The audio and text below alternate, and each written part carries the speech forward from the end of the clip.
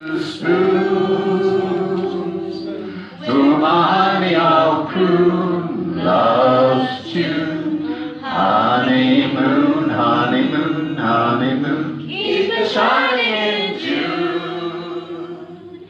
Your silvery beams will bring love's streams, will be coloring soon.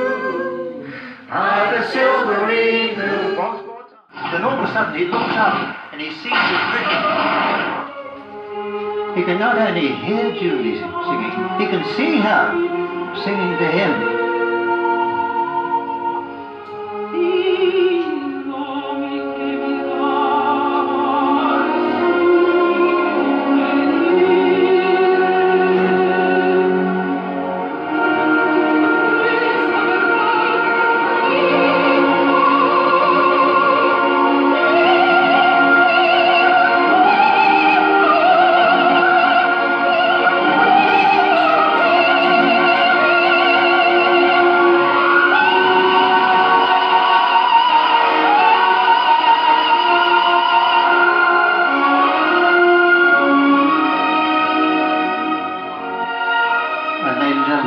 Slowly the music fades, the vision disappears, which brings us to the end of our second act. Thank you very much. We now move forward one more year. It is now Christmas Eve in 1917. Tommy and Cedric are still arch enemies, but Tommy finds himself in the same poker table as his captain. Yes, he's been promoted to captain. Cedric has regular poker sessions where everyone is supposed to lose to him, but Tommy has no intention of losing to him. And he has this amazing stroke of luck. At the end of the game, Tommy wins £1,000. But Cedric says, well, no, you can't have £1,000. You can't go around the trench for £1,000. So he persuades Tommy to accept an IOU for £1,000. So Tommy can hardly believe it. £1,000? He could buy a house for Julie for that. A house? He could buy a whole street of houses for Julie. But later in the evening, while Tommy's out on patrol, Cedric confronts Tommy and says, I want that IOU back. Tommy refuses. So Cedric draws his revolver and shoots him. Tommy falls down dead. But he's not dead. The bullet, fortunately, has hit him there, right where Tommy keeps his harmonica. It hasn't done the harmonica much good, but Tommy crawls back. He's still in pain, and he goes to sleep. The following morning,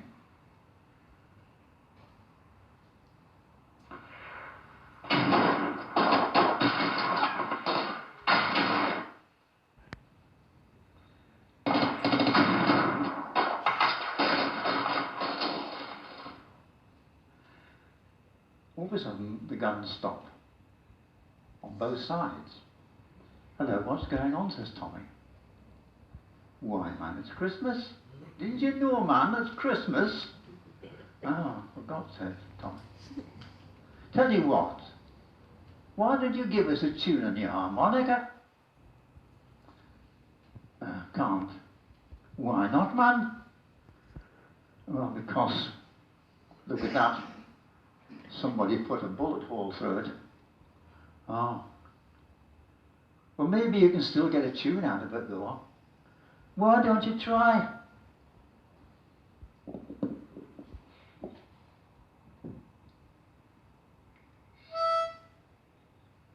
You can still play, man. Have another go.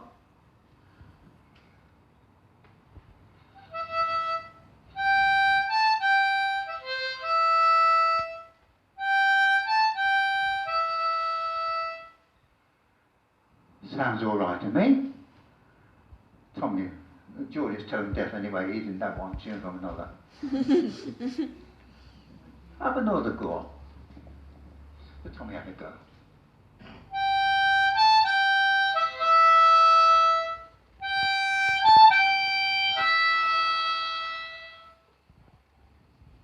What's the matter now? Can't remember the rest, said Tommy. And all of a sudden, they heard this.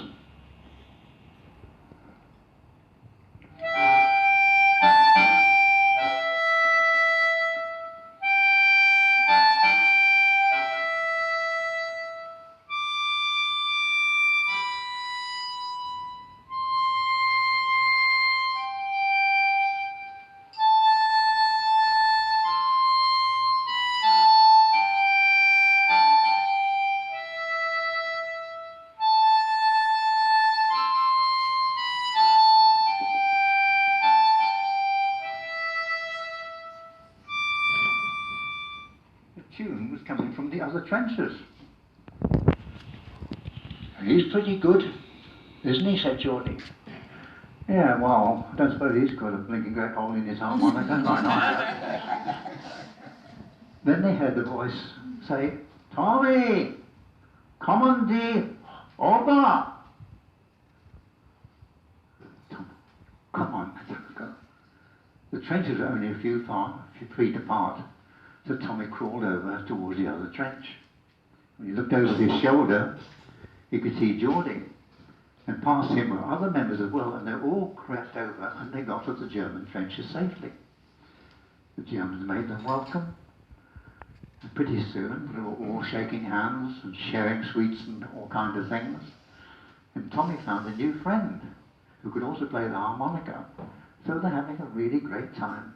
And some of the Germans, they visited the English trenches. And then, you must have heard about this, someone once suggested a football match. And they did have a football match. What you probably don't know is that the referee of that football match was my granddad. And he was the referee, and he used his harmonica as a whistle. Offside, offside! And Geordie scored 3 goals in that particular match. And while they were having a really great time, and everybody was enjoying themselves, all of a sudden someone said, "Watch out, there's an officer coming!" And they all dashed back to their respective trenches. But Tommy, as he crawled along, his harmonica fell out of his pocket. And he went back to look for it. He couldn't find it. And when he got back, who was waiting for him? Cedric. I've got you. So he grabbed hold of him, and he got 3 men to escort him to a firing post.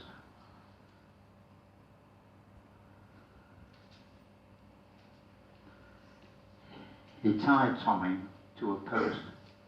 He was blindfolded him, and with the 3-men firing squad, firing squad ready, firing squad aim. The shot ran out, but it was Cedric who fell dead. A sniper's bullet had shot Cedric. Now Tommy was blindfolded, remember. He managed to untie himself. He was tied behind his back. He was wondering what was going on. He took the blindfold off, and he saw Cedric lying there. Strangely enough, he felt sad. And he gave this prayer. Dear God, why are we always fighting? Why do we always hate? At one time, we were just children, playing together. We were mates. And then we grew up with our differences. I was poor while he was wealthy and with friends. I had nothing except the girl I loved and the happiness that she gave me.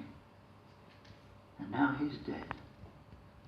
But Lord, it could have been so different if we'd only learned to stop fighting, if we'd only learned not to hate. Learn before it is too late. Amen.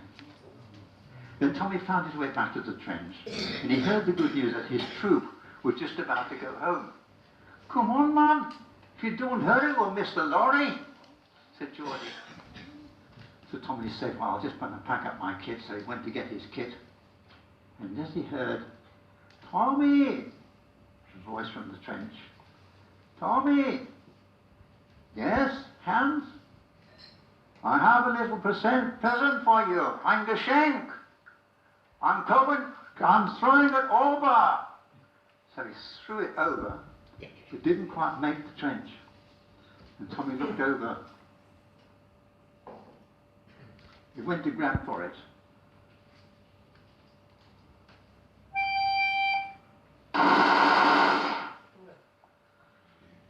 He was killed by a machine gun.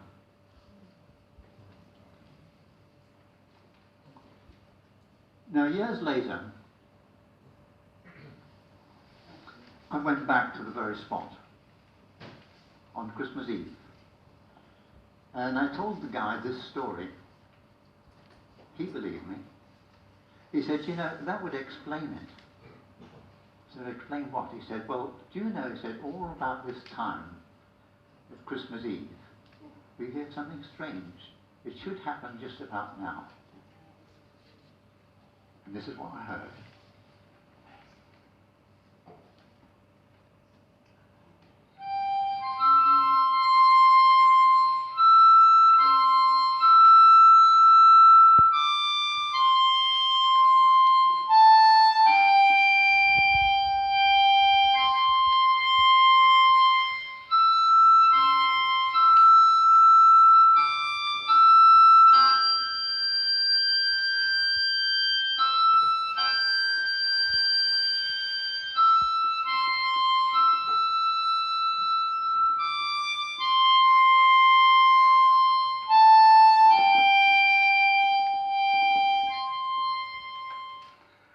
And that, ladies and gentlemen, was my granddad's harmonica, still bringing peace to the world. Thank you very much.